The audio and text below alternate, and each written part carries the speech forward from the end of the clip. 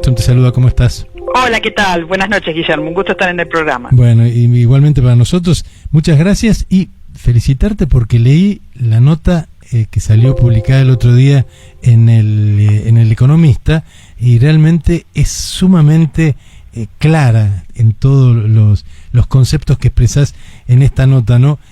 Muy pero muy interesante, la recomiendo a la nota porque realmente es interesantísima, pero de momento te tenemos aquí, así que vamos a hablar justamente de este tema. Vos hablás justamente en la nota de algo que es una cosa que todos nos hemos preguntado, a lo mejor sin utilizar la palabra adormecido Mercosur, ¿no? Pero un Mercosur como que siempre nos pareció durante los últimos años, sobre todo, que era algo más institucional que otra cosa, pero que en la práctica veíamos muy poca funcionalidad. ¿Es así esto?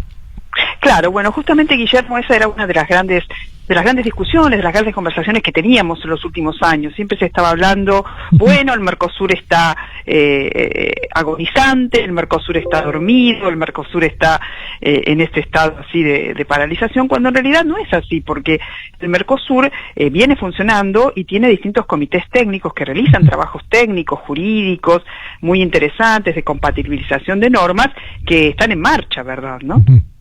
Y que nosotros, por supuesto, no utilizamos, o por lo menos la República Argentina no utiliza y no le damos, pareciera que como un poco para hacer una comparación, uno a veces se compra un teléfono celular con muchísimas funciones, pero utiliza muy poquitas de ellas, ¿no?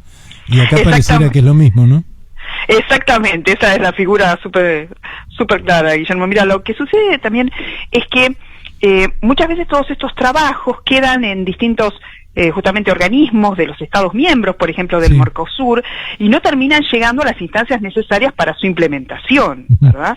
Y esa es una cosa, la verdad, que por eso yo estaba presentando esta idea de que este acuerdo de Unión Europea-Mercosur nos puede servir a nosotros como un llamado de atención a nuestros propios gobiernos de los países miembros del Mercosur para retomar temas que se están trabajando, que están siendo elaborados, que incluso ya están hasta terminados y que sin embargo nuestros propios países están tardando en implementar cuando podrían ser beneficios directos para los ciudadanos, para todos los habitantes del Mercosur y que ya los podríamos tener en práctica. Yo tengo un ejemplo concreto, si querés, por ejemplo, que te puedo comentar. Una de las áreas de que yo trabajo es también el tema de los consumidores, ¿verdad?, de la protección de los consumidores. Y en este ámbito el Mercosur ha sido muy activo. Hay un comité técnico que trabaja la protección del consumidor, que es el comité número 7, que hace muchos años que elabora cosas. Y un ejemplo concreto sería, por ejemplo, una resolución que se elaboró en el ámbito del Mercosur, que se aprobó en abril de 2017, sobre lo que se llama alerta y retiro de productos y servicios considerados potencialmente nocivos o peligrosos. Es decir, sería el retiro, lo que se llaman recalls o retiro de productos que pueden causar perjuicio a los consumidores. Estas son iniciativas que existen a nivel justamente europeo, a nivel interamericano en la OEA también, y nosotros tenemos un procedimiento ya en el Mercosur que está en marcha, que está formalizado, que data del 2017, que Argentina no estuvo tan lenta en incorporarlo porque lo incorporó en octubre, pero los otros países están un poco más lentos. Por ejemplo, Uruguay recién lo incorporó en diciembre del año pasado, en 2018. Paraguay todavía no lo incorporó, estaba señalando en una reunión ahora en marzo pasado que estaba en procedimiento de incorporarlo, ¿no? Entonces vemos como cosas que podrían ya estar siendo útiles para las personas, se demoran un poco, ¿no?, el procedimiento. Claro, uno cuando habla con distinta gente por ahí que realmente no está tan metida en estos temas que son de alguna manera muy legales, legales y directamente comerciales y de comercio internacional, siempre le dicen, bueno, tenemos la facilidad de entrar y salir del país, no nos hace falta visa, en fin, se utiliza casi un concepto de lo más básico, ¿no?, que por supuesto es interesante, ¿no?, claro, la libre circulación en los países miembros, pero no aplicamos verdaderamente este tipo de cosas que son importantes. Por eso tal vez la reacción frente a esta novedad, porque en realidad, si bien hace 20 años que se estaba intentando todo esto, parece que fuera en los últimos años, y no, hace 20 años que se está intentando llegar a este acuerdo. Ahora aparece un poco la figura del monstruo que nos va a devorar y que nos va a consumir a nosotros y nosotros nada vamos a conseguir de ellos. ¿Esto cómo lo podemos revertir? No, en realidad, justamente esa es una figura que se está conociendo, son estos grandes mitos, ¿no?, que se plantean en este tipo de cosas, y que sorprendentemente también se generan en Europa respecto de nosotros, ¿verdad? No somos solamente nosotros lo que pensamos, sino que los europeos también lo piensan. Bueno, hay una, y hago un paréntesis en este momento con respecto a esto que estás diciendo, Martina, porque en Francia ya hay una resistencia fuerte. Dicen en realidad, ¿cómo vamos a filmar esto?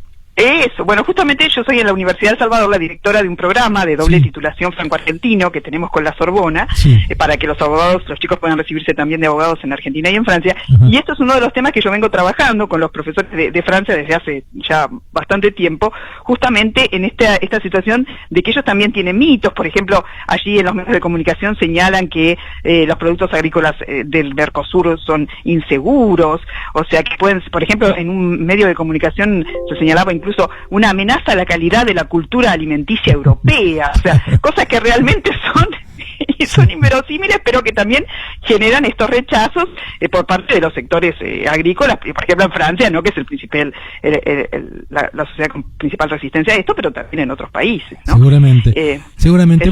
Vos también hablás de algo que me pareció sumamente interesante, haciendo mención al comercio entre países. Toda la vida se utilizó el bilateralismo, ¿no? Y realmente ahí sí que era una cosa muy difícil de manejar, de organizar, y ahí seguramente era vos nombrás un sálvese quien pueda. Realmente es así. Y el bilateralismo viene como a solucionar de alguna manera todo esto, ¿no? Justamente, o sea, todos los procesos de integración regional, los acuerdos entre regiones y los propios organismos internacionales son espacios de discusión, de negociación, que los fuimos creando por los desastres que causó justamente el bilateralismo, ¿no? O sea, el bilateralismo es que gana el más fuerte, eso no hay ninguna duda. Lamentablemente ahora somos todos testigos de las potencias mundiales que vuelven de alguna manera en el discurso, o también a veces en la práctica, a tratar de sostener ese bilateralismo. La guerra comercial China-Estados Unidos la estamos viendo todos, las diversas situaciones de ese tipo. Sin embargo, por eso creo que también es importante que nuestra región, desde aquí, desde Latinoamérica, nosotros estamos dando también un mensaje al resto del mundo, al decir, nosotros hacemos este acuerdo, este principio de acuerdo con la Unión Europea, estamos defendiendo ese multilateralismo, estamos sosteniendo que hay que seguir haciendo acuerdos jurídicos, negociados, y no hay que dejar las cosas libradas a la fuerza, porque ahí seguramente vamos a perder, los países más débiles vamos a perder sin ninguna duda, ya lo hemos visto en la historia, ¿no? Y si bien es cierto que hay mucha crítica al sistema multilateral, a los organismos como la Organización Mundial de Comercio, ¿verdad?, que hemos tenido aquí también la reunión en la Argentina, al G20, que tuvimos la reunión en la Argentina el año pasado, hay críticas, y las críticas son buenas y son justificadas, pero una de las cosas que sostenemos siempre cuando trabajamos con los alumnos, o cuando discutimos con los colegas, o en este caso muy honrada también con ustedes como medio de comunicación, de decir, bueno, pero esos ámbitos internacionales son los espacios que tenemos. Si los eliminamos, ¿qué tenemos? O sea, por eso yo hago también una imagen un poco graciosa, ¿no?, de decir, bueno, sabemos que estos organismos internacionales son mesas donde sentarse, en las cuales las sillas no son todas del mismo tamaño, ¿verdad? Entonces decimos, hay sillas, hay banquetas, hay sillones, pero al menos la mesa es la misma para todos. En los organismos internacionales tenemos el espacio para poder sentarnos y discutir y conversar las cuestiones, resolver conflictos. Es el ámbito adecuado, lo tenemos que defender porque además nos llevó una historia muy triste de la humanidad hasta llegar a estas instancias de discusión global, ¿no? Sin duda. Y también me parece que es importante resaltar, Martina, el hecho de que la Argentina, si bien en muchos aspectos de su producción y de sus exportaciones está a la vanguardia y está realmente muy bien posicionado, pero también un poco daría la sensación que el temor es, bueno, se nos abre un mercado que es muy difícil, es muy competitivo. ¿Estamos dispuestos a hacerlo? Porque esto, por supuesto, implica, y ya muchos economistas sobre todo lo han dicho, ¿no? Va a haber determinadas, que de hecho estamos frente al como dice el doctor Manes, ¿no?, al siglo del conocimiento. No sabemos de aquí a 20 años cuáles van a ser las tareas y las carreras que vamos a tener y que se van a necesitar. Entonces, lejos de eso podemos aseverar que estamos por el buen camino también en lo económico. A lo mejor hay que hacer un esfuerzo, sin duda, ¿no? Bueno, sí, que hemos tenido también lectura, ¿no?, de los diferentes sectores económicos del país, sobre las necesidades de competitividad, pero también hay cuestiones, por ejemplo, de logística que son necesarias, ¿verdad? Claro. Se está trabajando también mucho en todo lo que es la construcción de la hidrovía, ¿no? O sea, el avance de las formas de transporte, de mercaderías, que van a reducir estos costos, logísticos, ¿no?, en el comercio, que son puntos también a tener en cuenta. Y luego lo que vos señalás de no ser nosotros la bella durmiente, ¿no? Claro. O sea, en el plano interno, adentro de casa, ¿no? Claro. Sino también estar atentos, porque claramente el sector de exportación de servicios de alto valor agregado es un sector que es el que está en definitiva moviendo el dinamismo, la economía, ¿no?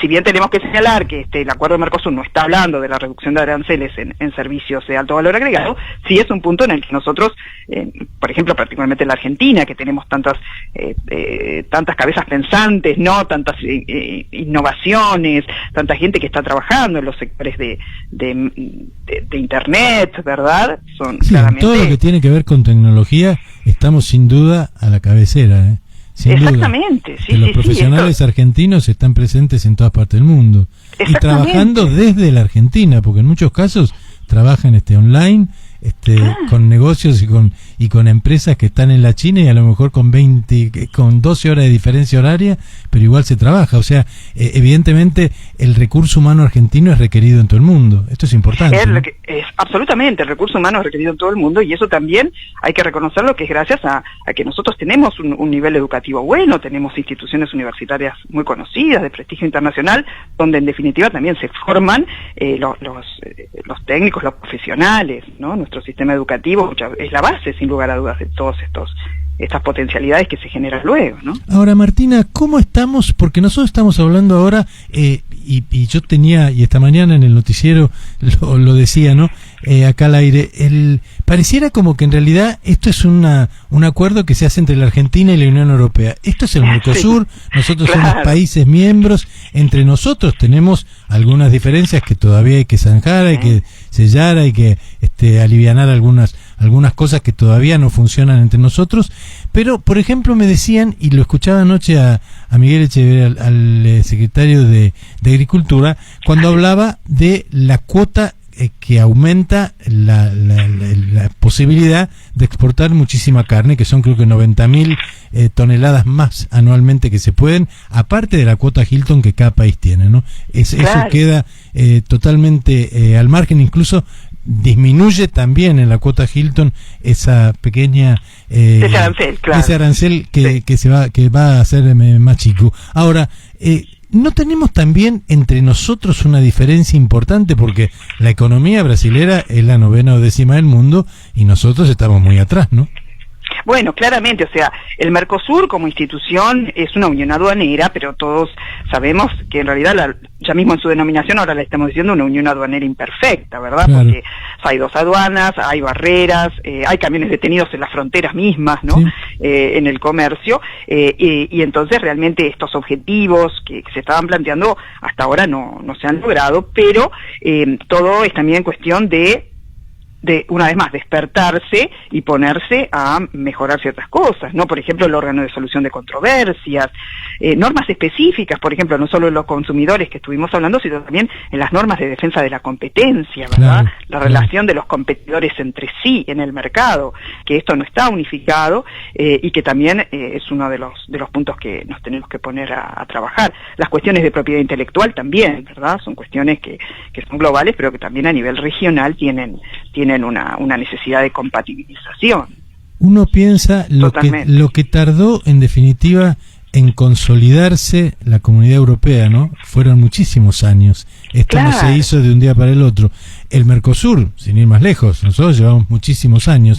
Ahora, no obstante eso, pareciera que pese a los años que han pasado, que se ha perfeccionado mucho, porque uno en Europa esto lo ve claramente, ¿no? Funciona realmente, están muy aceitados los engranajes. ¿Cómo podemos interpretar desde el Mercosur ya, ¿no? Ellos nos llevan, la Unión Europea nos lleva muchos años de alivianar cuestiones entre los países. ¿Esto nos llevará a lo mismo o nosotros podemos de alguna manera, y con el ejemplo del Mercosur o tomando de alguna manera las ideas y las distintas normas que rigen dentro de la Unión Europea, tener algo similar en menor tiempo? Yo creo que sí, yo creo que hay cosas que de hecho, como decíamos, como conversábamos hace unos minutos, Guillermo, hay cosas que ya están preparadas, que es cuestión de que exista la voluntad política en nuestras naciones miembros del Mercosur de efectivizarlas, ¿no? El trabajo técnico nunca se detuvo en el Mercosur. Hubo distintos vientos en cuanto, bueno, a su puesta en efectividad, pero las normas están. Hay una gran cantidad de cuestiones que ya fueron consensuadas, pero que en definitiva algunas de ellas tienen que ser incorporadas a los derechos y luego a la ejecución de las políticas propias de cada uno de los miembros, ¿no? Es cuestión de que nosotros también tomemos noción de eso.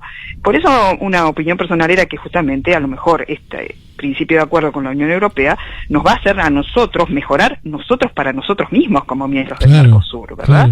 Claro. O sea, aprovechar esta situación para poner en marcha todas estas cuestiones que están ya preparadas o que pueden ser, como vos señalabas correctamente, rápidamente terminadas y puestas en marcha, ¿no?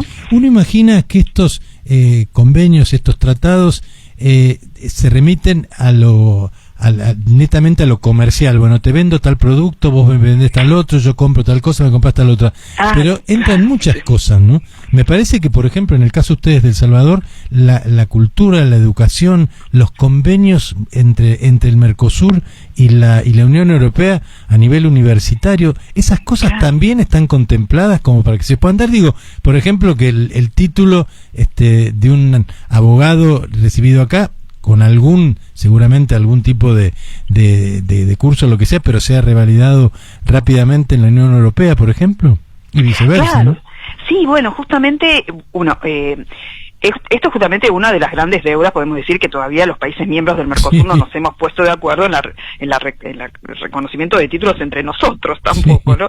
Y creo que esto puede ser un llamado de atención de decir, en Europa se está haciendo hace mucho tiempo, ¿verdad? Los convenios de Bolonia que ya están en marcha, los intercambios Erasmus también de estudiantes que permitieron a los europeos conocerse entre sí y también dejar de lado todos esos resquemores de la guerra, ¿no? Que traían los abuelos de los estudiantes y que gracias a estos programas de intercambio académico, de doble titulación, hicieron que realmente se genere una ciudadanía europea como tal, ¿no? Claro. Y creo que eso también nosotros podemos, sin lugar a dudas, generarlo, de tener una ciudadanía del Cono Sur, ¿no? Del Mercosur, a través de estas cooperaciones universitarias, de estudios terciarios, que nuestro ministerio está promoviendo, pero que claramente va a poder también de alguna manera sumarse a todo el elemento europeo, ¿no? Nosotros en la Universidad de El Salvador lo que tenemos es un programa de doble titulación en el que los alumnos ya directamente obtienen el diploma europeo, ¿verdad? Pero nuestra esperanza, por supuesto, es que todos este tipo de cooperaciones se amplíen, porque los estudiantes hoy en día son, como vos señalabas, son profesionales globales. Vos ponías el ejemplo clarísimo de un profesional de la tecnología que está en Buenos Aires, presta servicios para una empresa china, para una empresa de Estados Unidos. Acá en Pilar tenemos muchos tecnológicos que trabajan acá en el polo tecnológico de aquí de Pilar, pero sí, sin lugar a dudas. Trabajan para empresas de cualquier parte del mundo, sin duda, ¿no? Exactamente, nosotros eso lo vemos en los estudiantes, que realmente ellos están... su realidad ya es esa, ¿no?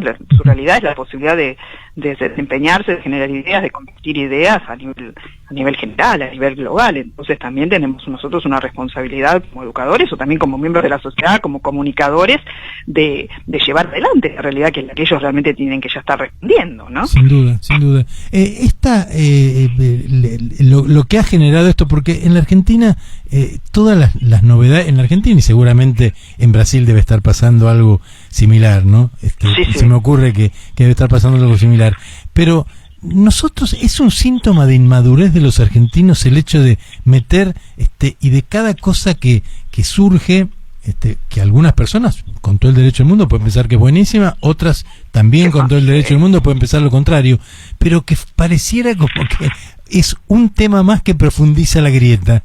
En Brasil pasa algo similar, ¿no? Es algo de inmadurez esto, porque evidentemente este tipo de acuerdos van a trascender a este gobierno, al que sigue y al que sigue y al que le sigue al que sigue. O sea, me parece que son cuestiones de Estado, ¿no? Claro, totalmente. Y además es cuestión de también tener en cuenta que los tiempos son progresivos. Estos son acuerdos graduales. No es que de la noche a la mañana se bajan las barreras arancelarias, entran los mercados, nos inundan los barcos, ¿no? Los aviones. Son acuerdos graduales, tienen plazos. Primero, obviamente, hay todo un proceso que tiene que ser ratificado a nivel parlamentario. Sabemos que eso es difícil, ¿no?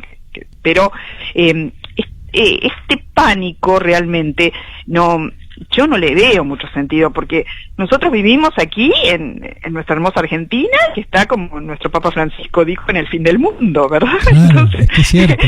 Entonces nuestro Papa Francisco, obviamente, ¿no?, que es nuestro líder espiritual en la Universidad del Salvador, pero también moralmente y éticamente para nuestra sociedad, ¿no? Sí. Entonces decimos, nosotros estamos aquí en el fin del mundo, entonces ¿de qué nos quejamos siempre? De que no llegamos a los mercados, de que los países desarrollados realizan inversiones entre ellos, que el flujo de inversiones internacionales es entre los países desarrollados, que no llega a los países en desarrollo, que no nos abre la puerta para ir a jugar, que era también una frase así en broma que yo ponía en el artículo, ¿no? La frase de tu abuelita, me pareció muy graciosa.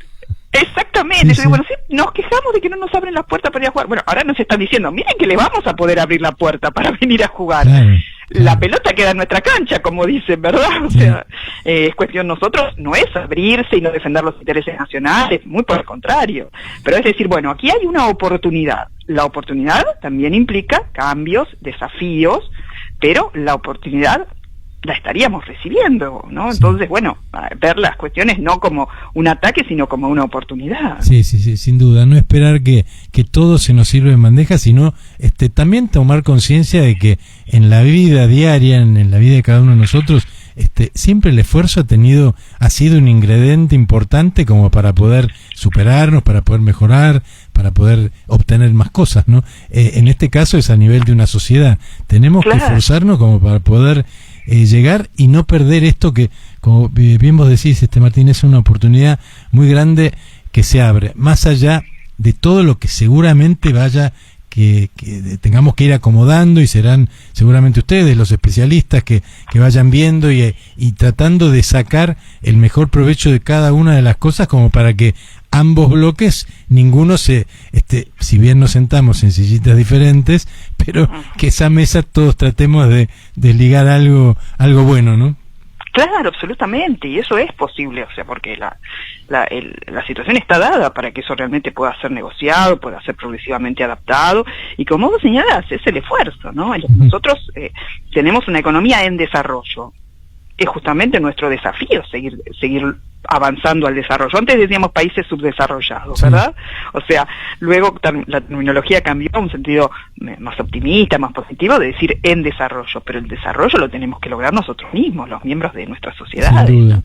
Como vos decís, los comunicadores, los educadores, los industriales, los técnicos, los trabajadores, los operarios, todos, es un esfuerzo conjunto. Esta tardanza de casi 20 años, esta demora enorme, fue un tiempo de los tiempos normales, o que se pueden llamar normales, para un tratado de semejante envergadura, o realmente hubo de parte de ambos bloques muchas trabas por miedos, porque como vos decías muy bien al principio, también ellos tienen miedo de nosotros, y nosotros sin duda de que nos fagociten inmediatamente.